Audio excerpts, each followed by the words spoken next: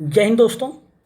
हम लोग बात करेंगे समसामयिकी करंट अफेयर्स के बारे में। और हम जो बुक ख़त्म कर रहे हैं वो है समसामयिकी क्रॉनिकल अगस्त माह की, और उसी के अंतर्गत आज का जो टॉपिक है वह है संस्थान और संगठन। आपको बता दें, आगामी परीक्षाओं चाहे यूपीपी से 2023 हो, 67वीं बीबीएससी हो या यूपीपेट, जो भी महत्वपूर्ण एग्जाम्स अभी होने जा रहे हैं सभी के लिए यह टॉपिक बहुत ही महत्वपूर्ण है। सीधे और एक बात कहना चाहेंगे, जो भी चैनल पहली बार आ रहे हों चैनल वीडियो को लाइक तब करें जब वीडियो पूरा देख लें, और वीडियो पसंद आए तो सब्सक्राइब करें, शेयर करें, लाइक करें। सीधे बात करेंगे अंतर्राज्यीय परिषद का पुनर्गठन। तो सहकारी संघवाद को बढ़ावा देने के केंद्र सरकार द्वारा एक अधिसूचना जारी करके सहकारी संघवाद को बढ़ावा देने के लिए काम करने वाली अंतर्राज्यीय परिषद का पुनर्गठन किया गया है। इसमें प्रधानमंत्री नरेंद्र मोदी के अध्यक्ष के रूप में तथा सभी राज्यों के मुख्यमंत्री व 6 केंद्रीय मंत्री मेंबर के रूप में शामिल हैं।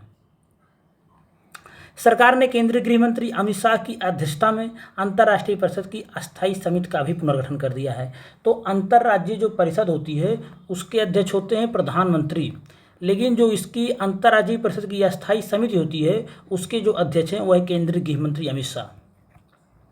ये सब कोई बहुत महत्वपूर्ण नहीं है, महत्वपूर्ण है कि इसके अध्यक्ष कौन होते हैं, वो होते हैं प्रधानमंत्री। इन्हीं की अध्यक्षता में इसका गठन किया जाता है। अंतर्राज्यीय परिषद है क्या, यहाँ से क्वेश्चन आता रहता है। तो अंतर्राज्यीय परिषद की स्थापना जो हुई थी भारतीय संविधान के अनुच्छेद 263 के तहत 28 मई 1990 के राष्ट्रपति के आदेश के माध्यम से की गई थी। यह केंद्र राज्य संबंधों पर सरकारी आयोग 1983-87 द्वारा एक अस्थायी अंतर्राज्यीय परिषद की स्थापना की मांग की गई थी, उसी के लिए बनाई गई थी। तो यहाँ से दो चीज़ें बहुत महत्वपूर्ण हो गई हैं। पहला, अनुच्छेद 263 263 आर्टिकल, ये बहुत महत्वपूर्ण है। इसी में बताया गया है अंतर्राज्यीय परिषद के बारे में। सीधे डायरेक्ट क्वेश्चन आता है, अंतर्राज्यीय परिषद का उल्लेख किस आर्टिकल्स में है, तो अनुच्छेद 263 में है। कब बनी थी? 1990 में। ये डेट भी पूछी जाती है किस सन में बना। फिर सरकारी आयोग एक चर्चा में आया, तो यह संबंधित है किससे, ये डायरेक्ट क्वेश्चन आता है एग्जाम में। तो यह संबंधित है केंद्र राज्य संबंधों के बारे में इसने अपनी रिपोर्ट पेश करने के लिए बनाया गया था। 1983 में गठन हुआ था, 87 में रिपोर्ट पेश किया था। तो ये तीनों यहाँ से 3 क्वेश्चन बन के आ सकते हैं। अनुच्छेद 263 का जिक्र बार बार आ रहा है, बाकी इसमें कोई क्वेश्चन नहीं आता डायरेक्ट। सीधे देखेंगे बिम्स्टेक का 25वां स्थापना दिवस। तो 6 जून 2022 को बांग्लादेश की राजधानी ढाका में बंगाल की खाड़ी बहुक्षेत्रीय तकनीकी और आर्थिक सहयोग पहल, बिम्स्टेक का फुल फॉर्म है bay of Bengal initiative for multi sectoral technical and economic cooperation, यानी बिम्स्टेक का 25वां स्थापना दिवस मनाया गया। बिम्स्टेक के बारे में बात करें तो बंगाल की खाड़ी बहुक्षेत्रीय तकनीकी और आर्थिक सहयोग पहल बिम्स्टेक 7 दक्षिण एशियाई और दक्षिण पूर्व एशियाई देशों के अंतर्राष्ट्रीय संगठन है। बिम्स्टेक में कितने मेंबर हैं? पहला क्वेश्चन ये होगा, 7 मेंबर हैं बिम्स्टेक के। पहला क्वेश्चन ये है, कहाँ बना था? ढाका में बना था। और जो इसकी बैठक हुई 25वीं, वो कहाँ पे हुई है? ढाका में ही हुई है। 2 क्वेश्चन हो गए यहाँ से। बैठक कहाँ हुई 25वें स्थापना दिवस की? ढाका में। और कितने मेंबर हैं? 7 मेंबर हैं।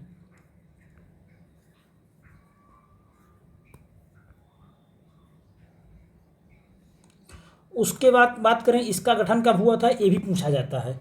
तो उसका गठन हुआ था 6 जून 1997 को बैंकॉक घोषणा पत्र के माध्यम से, और इसका मुख्यालय कहाँ है? ये भी ढाका में है। ये सब बहुत महत्वपूर्ण है। स्थापना कब हुई थी? सार्क के अस्तित्व जैसे जैसे ख़त्म होते जा रहा है वैसे वैसे ही बिम्स्टेक का अस्तित्व बढ़ते जा रहा है, इसलिए बिम्स्टेक आगामी परीक्षाओं के लिए बहुत महत्वपूर्ण है। इसमें जो मेंबर हैं उनके बारे में अगर हम बात करें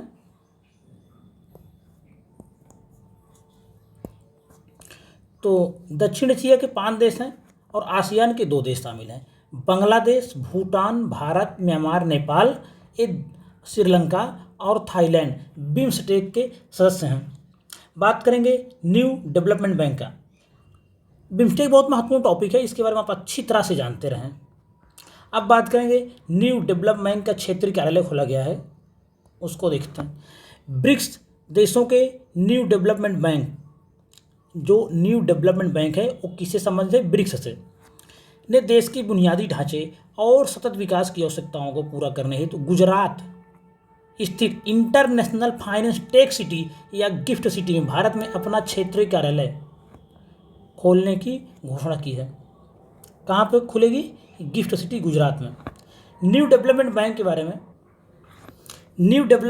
बारे में बात करें तो यह ब्रिक्स देशों ब्राजील, रूस, भारत, चीन और दक्षिण अफ्रीका द्वारा संचालित एक बहुपक्षीय विकास बैंक है। स्थापना हुई थी 2014 में, याद रखेंगे। ब्राजील के फोर्टालेजा शहर में आयोजित छठे ब्रिक्स सम्मेलन के दौरान इसकी स्थापना की बात की गई थी।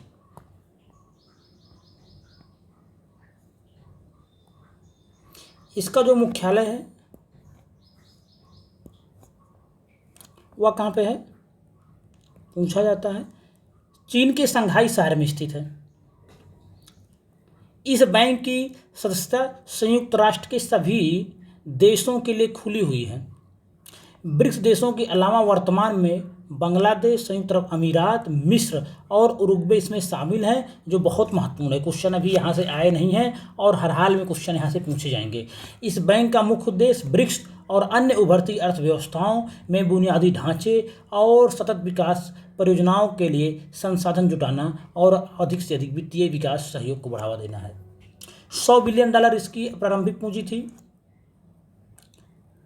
और इस बैंक में प्रत्येक भागीदार देश को एक वोट दिया गया है। किसी भी देश के पास वीटो की कोई पावर नहीं है।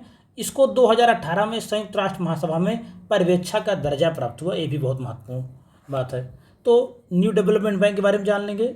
इसमें जो टोटल इसमें मेंबर हैं उनकी संख्या हो गई है 5। तो ब्रिक्स वाले हैं और ये जो दिख रहे हैं बांग्लादेश, संयुक्त अरब अमीरात, मिस्र और उरुग्वे 4 और जुड़ गए हैं, तो टोटल इनकी संख्या 9 हो गई है। तो इस समय ब्रिक्स में 9 मेंबर हैं। NHAI का गिनीज वर्ल्ड रिकॉर्ड, इसको देख लेते हैं। कोई बहुत महत्वपूर्ण नहीं है। महाराष्ट्र में अमरावती और अकोला जिलों के बीच राष्ट्रीय राजमार्ग NH53 पर एक ही लेन में 105 घंटे 33 मिनट में 75 किलोमीटर बिटुमिनस कंक्रीट सड़क का निर्माण कर गिनीज बुक वर्ल्ड रिकॉर्ड बनाया गया। तो बिटुमिनस कंक्रीट सड़क, इसका निर्माण कहाँ किया गया है? महाराष्ट्र में अमरावती और अकोला जिलों के बीच में।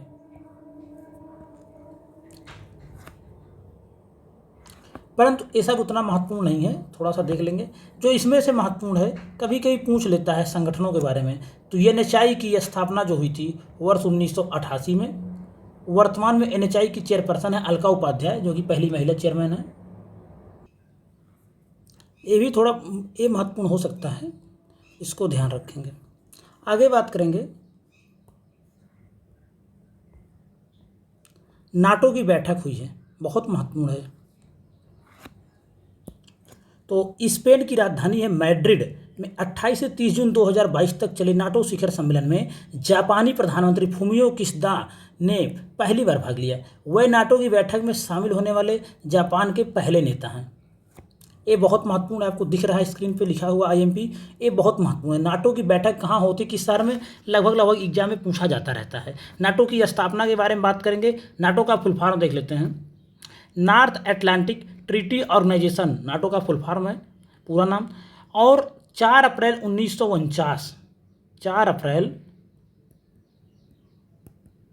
1949 को नाटो की स्थापना हुई। उत्तरी अटलांटिक संधि द्वारा स्थापित एक सैन्य गठबंधन है।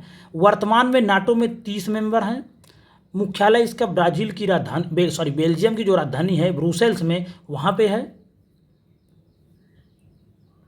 और नाटो का जो अंतिम सदस्य है वह है उत्तर मैसिडोनिया।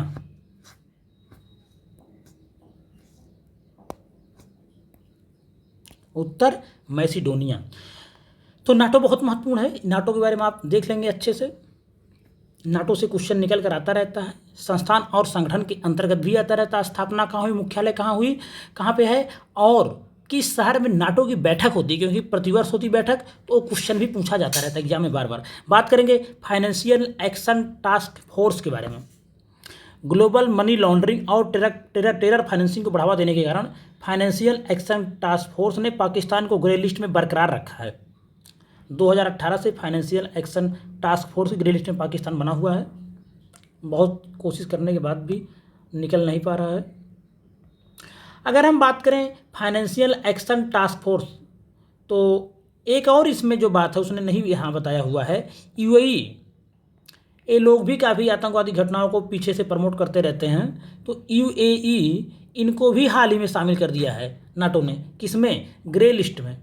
ये भी याद रखेंगे, पूछा जा सकता है कि हाल ही में किस नए खाड़ी देश को ग्रे लिस्ट में शामिल किया गया है, तो अपना प्यारा यूएई है।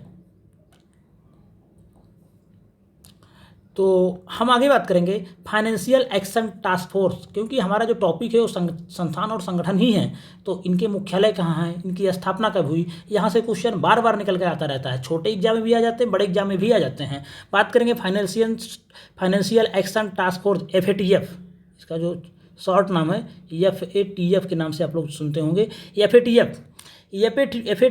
1989 में स्थापित हुआ। पेरिस में G7 शिखर सम्मेलन के दौरान स्थापित एक अंतर सरकारी निकाय है। इसका मुख्यालय आर्थिक सहयोग और विकास संगठन OECD के मुख्यालय, OECD के मुख्यालय कहाँ है, पेरिस में, तो इसका जो मुख्यालय है वह भी पेरिस में ही है। इसी आर्थिक सहयोग और विकास संगठन OECD के अंदर ही है इसका मुख्यालय। कहाँ पे, पेरिस में। FATF में कितने मेंबर हैं वर्तमान में, 39। ये भी क्वेश्चन पूछा जाता है। भारत भी इसका मेंबर है, शामिल है भारत। 2 इसमें क्षेत्रीय संगठन शामिल हैं, कौन कौन, यूरोपीय आयोग और खाड़ी सहयोग परिषद, GCC।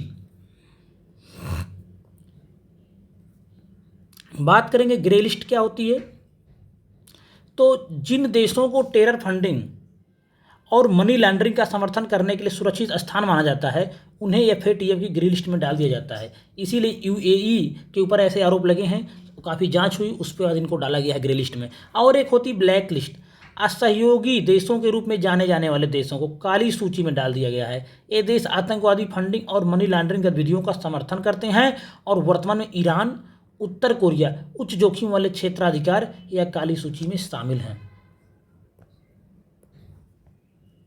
WTO का 12वां मंत्री स्तरीय सम्मेलन बहुत महत्वपूर्ण है ये भी। इसमें से कई टॉपिक ऐसे हैं जो बहुत महत्वपूर्ण है, जैसे नाटो हो गया, अंतर्राज्यीय परिषद हो गई, FATF हो गया, और अब आ गया है WTO। 12 से 17 जून 2022 तक विश्व व्यापार संगठन यानी WTO का 12वां मंत्री स्तरीय सम्मेलन स्विट्जरलैंड के जिनेवा में संपन्न हुआ, जहाँ WTO का हेडक्वार्टर भी है। WTO का हेडक्वार्टर कहाँ है, जिनेवा।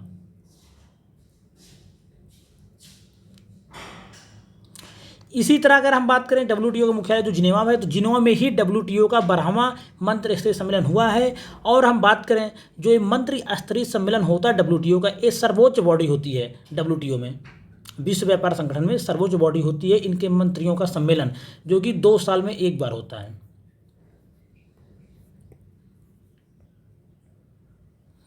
विश्व व्यापार संगठन के बारे में अगर हम देखें तो विश्व व्यापार संगठन WTO एकमात्र वैश्विक अंतर्राष्ट्रीय संगठन है जो राष्ट्रों के बीच व्यापार के नियमों से निपटता है। विश्व व्यापार संगठन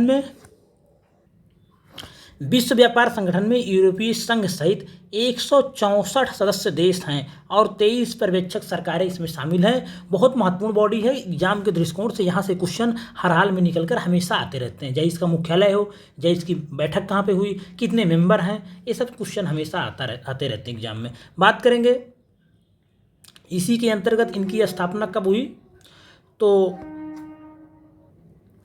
1987 से 1994 तक आयोजित उरुग्वे दौर की वार्ता मराकेश समझौते में समाप्त हुई, जिसने विश्व व्यापार संगठन की स्थापना का मार्ग प्रशस्त किया। विश्व व्यापार संगठन की जो स्थापना हुई थी वह हुई थी 1 जनवरी 1995 को। पहले एक संस्था थी GATT, GATT, इसी के स्थान पर बनाया गया विश्व व्यापार संगठन WTO, और इसकी जो स्थापना हुई थी 1 जनवरी 1995 को उरुग्वे दौर की वार्ता के बाद मराकेश एग्रीमेंट के द्वारा। उरुग्वे दौर भी वार्ता भी याद रखेंगे और मराकेश समझौते, मराकेश एग्रीमेंट, ये सब किसी समय WTO की स्थापना से। 164 मेंबर हैं, ऊपर चर्चा हो गई थी। प्रत्येक 2 वर्ष में आयोजित होती है और विश्व व्यापार संगठन का प्रथम जो मंत्री स्तरीय सम्मेलन हुआ था 1996 में सिंगापुर में हुआ था।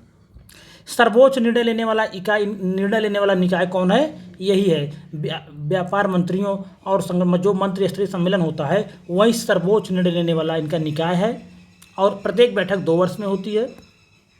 विश्व व्यापार संगठन के 12वें मंत्री स्तरीय सम्मेलन की मेजबानी जून 2020 में मूल रूप से कजाकिस्तान के द्वारा की जानी थी, लेकिन महामारी के कारण सम्मेलन को स्थगित कर दिया गया था। तो अब सम्मेलन हुआ है जो कि कहाँ पे हुआ?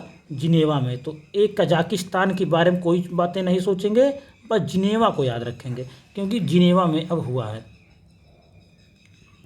इसी के साथ आज का टॉपिक खत्म होता है और आपसे अनुरोध है कि चैनल पर पहली बार आए हैं तो चैनल को सब्सक्राइब करें, शेयर करें, लाइक करें। धन्यवाद।